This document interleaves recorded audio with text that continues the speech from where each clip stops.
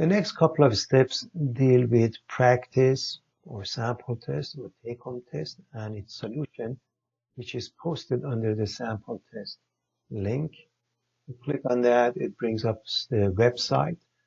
And as you read up here, it says module 1. Each module covers one exam.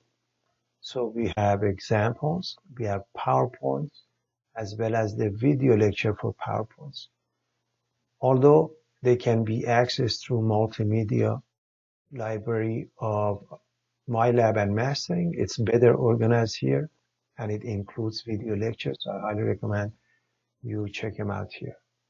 As you scroll down, Module 1 ends up having an instructor practice test number 1. Click on that, and this is the one that you need to print. You have to do the questions on a daily basis. That means you take a couple of questions per day.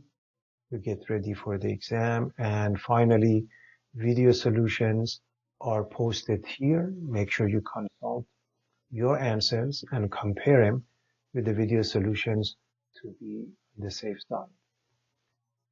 Finally, attend the review session, and every question from the practice test that you may have will be answered. I wish you all best of luck and happy study.